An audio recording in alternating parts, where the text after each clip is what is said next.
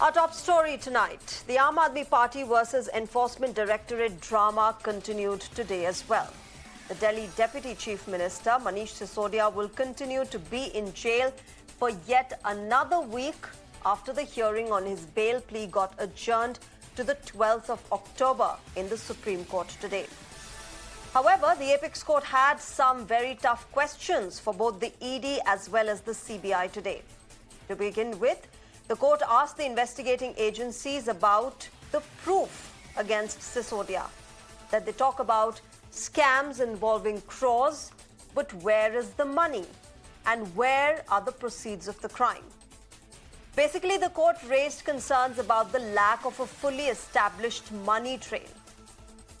On the other hand, when the additional Solicitor General S.V. Raju, who was representing the government, brought up the statement of the approver, Dinesh Arora, as the proof, the Supreme Court wasn't too impressed. In a direct and firm remark, the court said that the case against Manish Sisodia will fall flat in 2 minutes because it seems to be based on inferences. The court also said that money laundering is a separate offence and needs separate set of evidence and legal scrutiny. And that is why, beyond the politics, let's first understand what the PMLA is all about, the Prevention of Money Laundering Act, what it means, and how easy or difficult it is to get bail if one does get persecuted under the PMLA. On the broadcast, I'm joined by Mr. Sidharth Luthra, former Additional Solicitor General of India. Let's understand from him what the PMLA is all about. Good evening, Mr. Luthra. Thank you very much for talking with us on Mirror Now. Appreciate you joining us this evening. My first question to you, the Supreme Court has made some very firm remarks in this case today. It has pulled up the Enforcement Directorate, citing the fact that it hasn't still established a money trail when it comes to building up a case against Manish Sisodia. Your first thoughts on that? I think when a court is judging a bail matter, they have certain observations which they make, whether there are questions to be asked, there are issues to be addressed, and they raise these issues so that counsel can respond to them.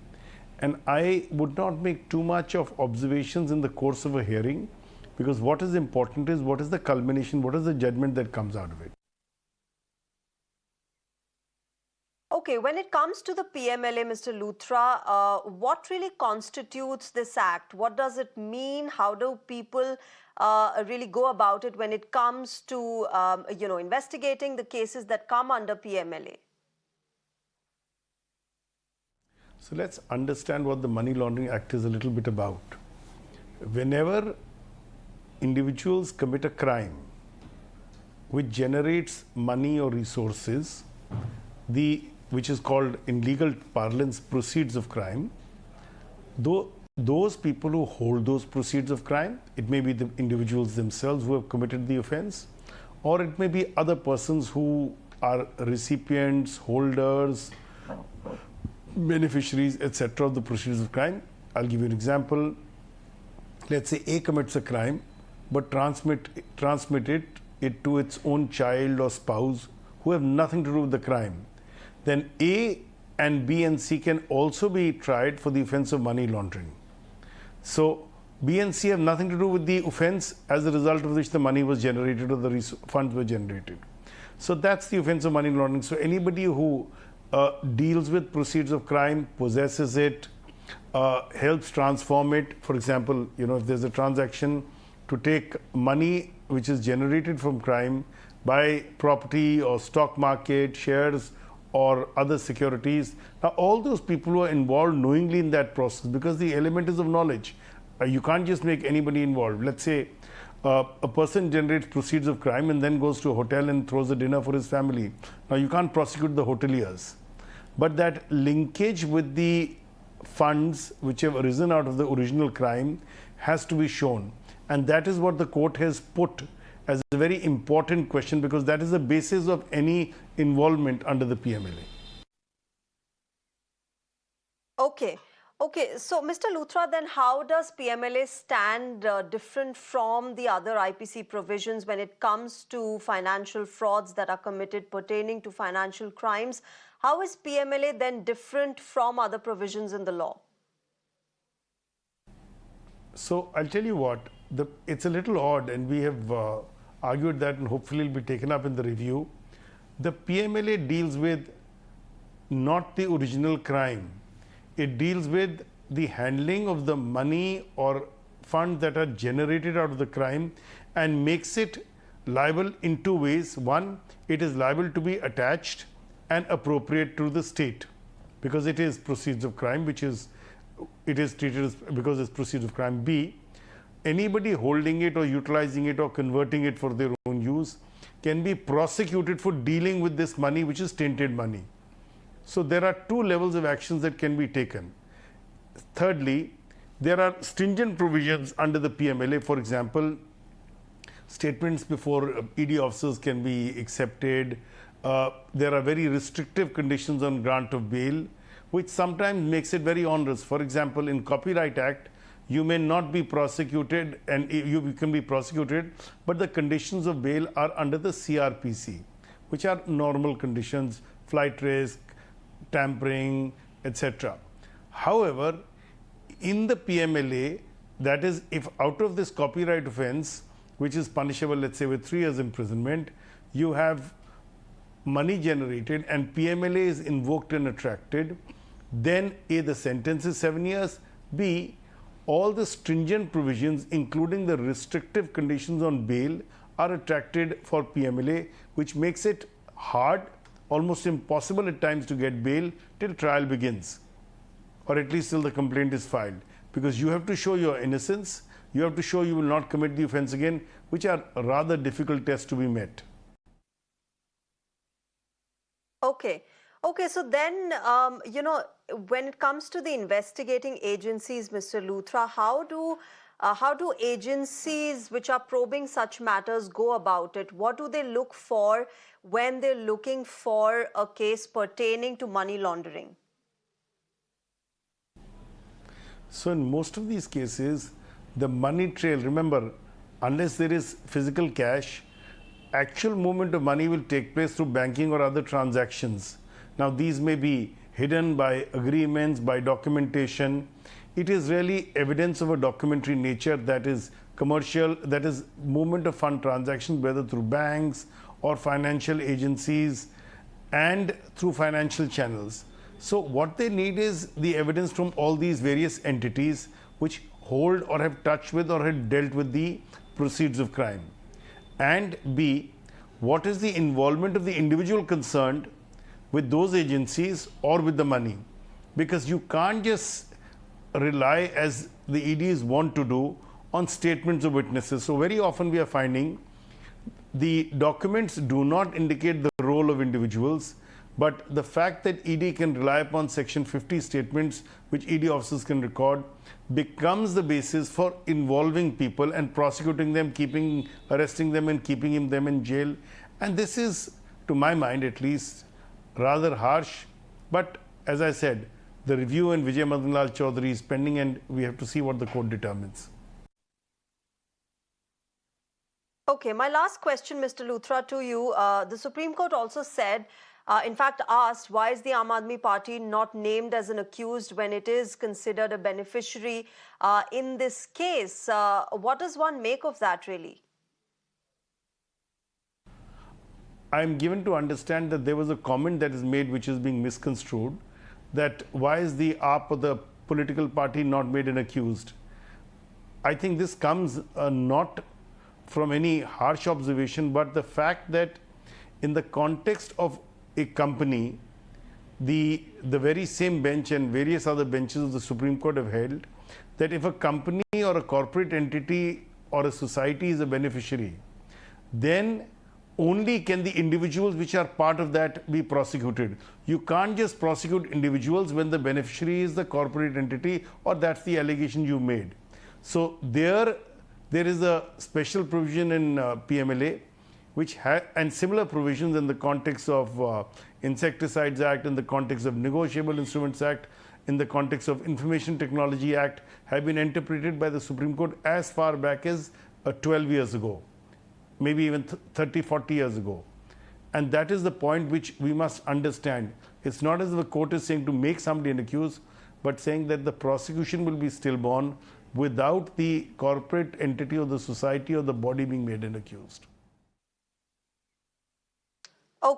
Okay, Mr. Sidharth Luthra, thank you very much for joining us on Mirror Now and helping us understand more about the Prevention of Money Laundering Act and, of course, how this case really pertains to it. Thank you very much, Mr. Luthra. And now let's also get in the reaction of the Delhi Chief Minister, Aam Aadmi Party leader Arvind Kejriwal, what he had to say on the bail plea hearing of Manish Sisodia today. जिस तरह के सवाल supreme court आज पूछ रहा था, क्योंकि मामला सब जुडिस है, मेरे को कोई टिप्पणी उस पर नहीं करनी चाहिए, लेकिन जिस तरह के सवाल कर रहा था उससे तो मतलब एक तरह से एक फीलिंग आ रही थी कि गलती केस बना रखा है इन लोगों ने हमारे ऊपर. All right, let me also now get in my guests tonight. I'm joined by Mr. Amit Tiwari, spokesperson for the BJP. Dr. Piyush Joshi, political analyst, joins us.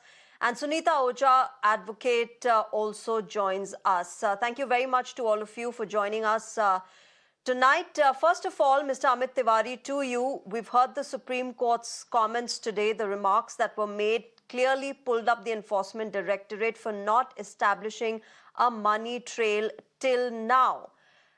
When the Supreme Court is making such remarks, where does a case stand when it comes to one after the other AAP leaders being arrested in this liquor gate?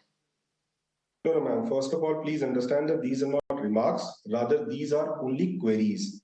Now, we must understand that whenever any bail application is heard, there are a couple of questions which are very relevant, and every court which has to apply its mind, because that's a settled law, that all judicial orders must reflect application of mind. Now, how will a court apply its mind? Court will only apply its mind when it will raise queries, and those queries are answered by the prosecuting or the defense counsels. Now, please understand, today there were two important queries that were made. One with respect to money trail and the other with respect to the evidentiary value of the approval. Now, please also remember and keep in mind that the adjudication has not completed. The arguments have not completed.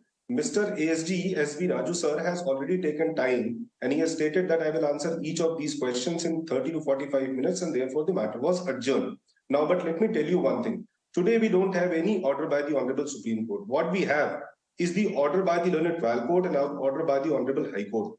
If you can just allow me, may I just read 4 lines about the money trail, because that is the issue that is being raised. Para 69 of the High Court's order very categorically says that Learned Trial Court further has relied on the evidence. This is, I am speaking from judicial record, not from any hearsay, which shows that some part of the kickbacks or bribe amount received from South Lobby was spent or utilized in connection with the election campaign of the AAP in Goa. Now, that's one allegation. There has to be some material to substantiate that. I understand that. Please read the other portion. And some cash payments through Hawala channels are alleged to have been sent to Goa for bearing the election expenditure, and even some fake invoices are alleged to have been created as a cover-up for the cash amount transferred through Hawala channels. So what is the money trail here? Money trail is as 6% kickback, you obtained around 100 crore rupees, that is the allegation. You routed those 100 crore rupees, obviously, because they are not forming part of financial transactions through banking channel. Therefore, as Mr. Luthra was also pointing out, that these are hidden transactions. So there are direct evidences are seldom available in these kind of cases. So what is the allegation today? And there is an evidence which is relied by the court that you routed that money through Hawala in Goa, and you created fake invoices, because obviously they had to make payments to various traders from whom they were taking services in the Goa election. So those traders created fake invoices. It was projected, and this is exactly the gist of the offense of money laundering, that you procure ill-gotten money, black money, and then you launder it to project it as a genuine transaction. which you have done. So you can't say today, or nobody can say today, let's not predict the judgment of the Honorable Supreme Court. They will come out with a judgment, obviously, after the adjudication completes. So let's not Amit Tiwari, conclude nobody is today. predicting the judgment of the Supreme Court, but we're clearly going by, statements, remarks, queries, call it whatever you may, but queries. the Supreme Court has said it today. Fine, let's go with queries. Let's go with queries. If you, for your convenience, we'll go with queries only. But the point of the matter is that even if they are queries, the queries are legitimate. Where is the money trail? Now you're sitting here and telling me that this is the money trail. If you are telling me that, why, number one, is the Supreme Court having this query? If you are sitting here and telling me on this show that this is the money trail, I wonder why the Supreme Court judges are asking for a money trail being established. Number two, the Supreme Court also said today that, it's difficult to come out with such transactions, such minute transactions, but that's where the efficiency of the Enforcement Directorate lies. Dr. Piyush Joshi, these queries clearly point towards the fact that the ED has still not been able to establish the minutest of transactions that took place and therefore convict whoever has been arrested. In this case, it's Manish Sisodia, but in this entire case, whoever has been arrested, there is no substantial money trail which has been established by the Enforcement Directorate yet. Shreya, thank you for having me on this show. I'm not a lawyer like the other panelists, so definitely I won't be commenting upon the legal part as much as I'll be commenting upon the political part. So the main thing is this, that even our BJP spokesperson has already said, while he was trying to establish the money trail, he initially used the word allegedly, or alleged fake invoices. That is what the High Court has said. The High Court has still made remark based on the allegations, and that's why the bail was denied initially. And that too, it was said that it was routed for elections, and it was routed to help the Aam Aadmi Party contest the Goa elections. So certainly there has been no money trail linked with Mr. Manish Sisodia, and that is what the Honorable Supreme Court has commented upon. So when you look at the whole picture, they have not been able to prove the money trail in Manish Sisodia's case. Certainly, they will not be able to prove. That's my belief, and that's what I think. I may be proven wrong in the due course of time, but I believe that what I am speaking is right. So they won't be able to prove the money trail in Sanjay Singh's case as well. And it is very clear. Look at the ED's track record. 94% of its political cases are against the opposition parties. The conviction rate when it comes to the total number of registered cases, I'm not talking about the 26 cases as such, in which conviction has been obtained. When we talk at the total number of cases registered, 99.5% of cases are still under trial, and the ED has not been able to prove the conviction in those cases. So the agency itself, prima facie, looks incompetent agency. Looks like that they have been operating on the directions given by the central government to target the opposition leaders selectively. The Prime Minister in his election rally today said that Modi ne safai kar di hai. So I fail to understand what was he talking about. Because to my mind, to my understanding, probably the charge sheets against Mr. Himanta Biswa Sarma has been cleaned away by the BJP's washing powder and washing machine. The charge sheet against Digambar Kamath has been cleaned up. The charge sheet against Mr. Narayan Rane has been cleaned up. Or the charge sheet against Ajit Dada Pawar has been cleaned up. So when it comes to those people from 2015 till 2023, it's been 8 years. Not a single time the ED has asked or summoned the Assam's Chief Minister Hemant Biswa Sarma for questioning. Ajit Dada Pawar has not been questioned. Narayan Rane has not been questioned. Digambar Kamath has not been questioned. From the time they have joined BJP. So certainly it is a vendetta politics. There's no doubt in my mind Amit to that. Tiwari, you want to respond to that? Why is it that all these raids and cases are coming out only in non-BJP ruled states? Why are we seeing the ED raids happening only in non-BJP states? Is there no corruption where the BJP rules, where the BJP is formed the government? Yeah, Amit Tiwari, please respond. Yes, ma'am. Two things. My friend, Mr. Joshi, just said that 95% of cases are against the political parties or their leaders, MPs and MLAs, which are in opposition.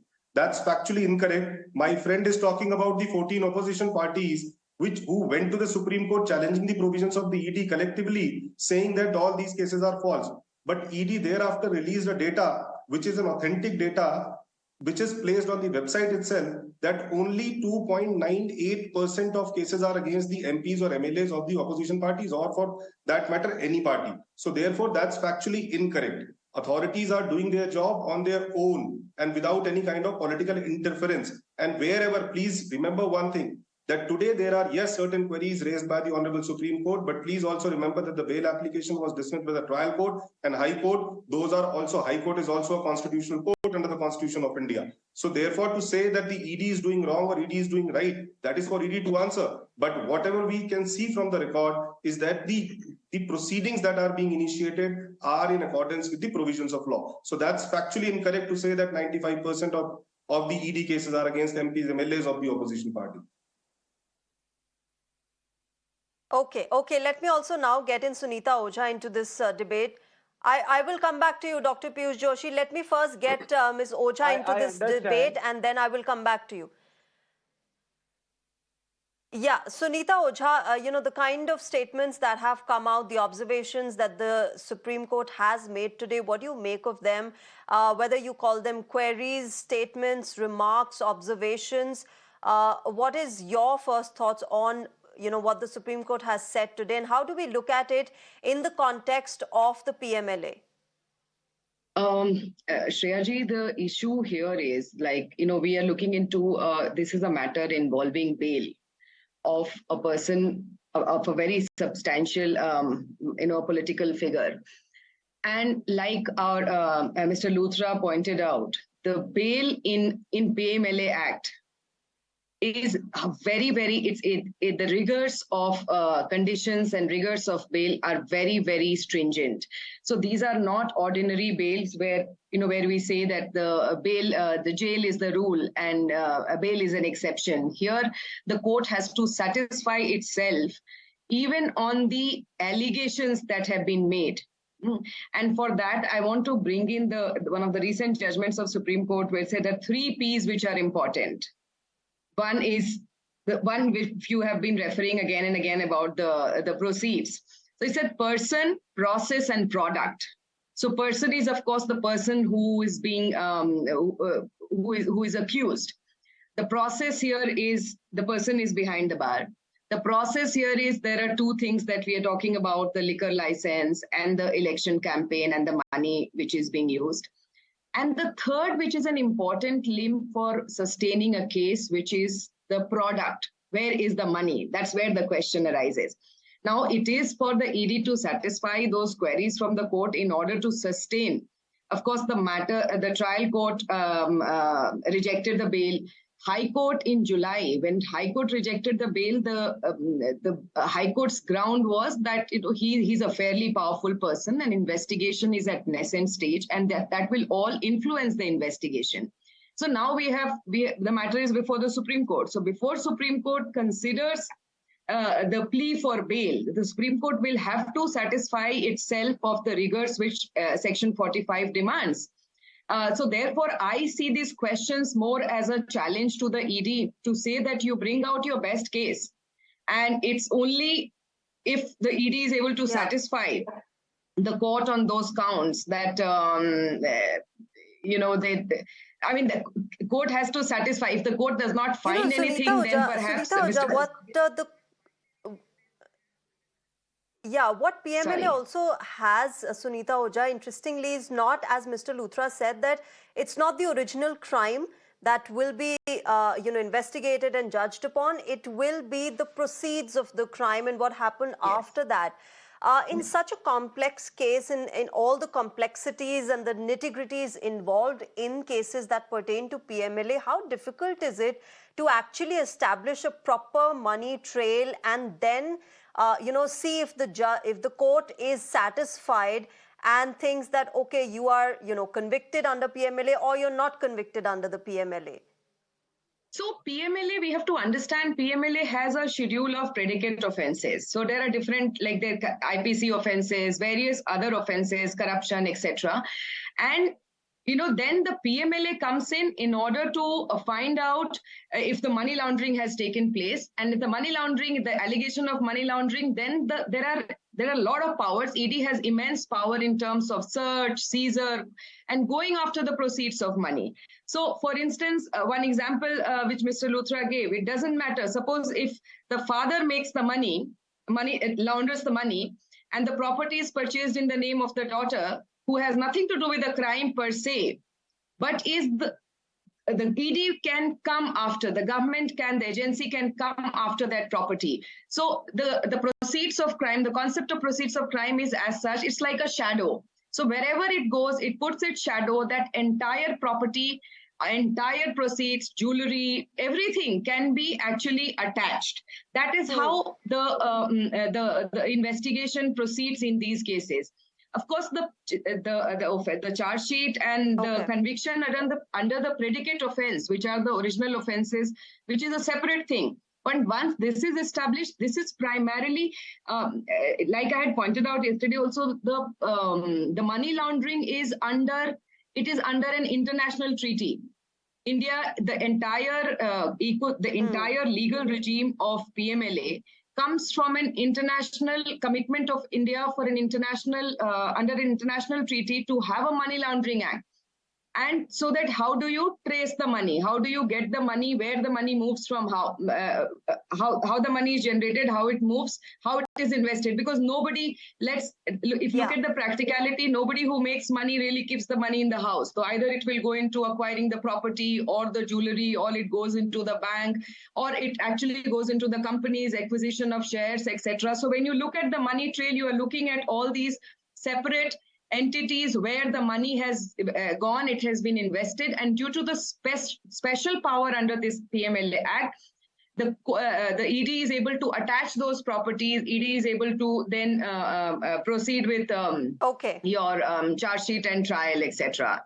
Okay. So clearly now the ball lies in the court of the Enforcement Directorate, and we'll have to see how the agency really moves forward with the case in establishing the money trail. I'm afraid, Dr. Piyush Joshi, I have paucity of time. I'll have to wrap this up right now. But of course, we'll have to see how. Quick 20 seconds. Quick 20 seconds, and then I'll wrap it up. Yeah, 10 seconds. What my learned friend Advocate Tiwari said, that I mentioned that 95% of the cases are against the opposition parties. I did not say that. I said 95% of the political cases are against the opposition parties. I think he did not hear the word correctly. That is what I meant. 2.8%, sir. Okay.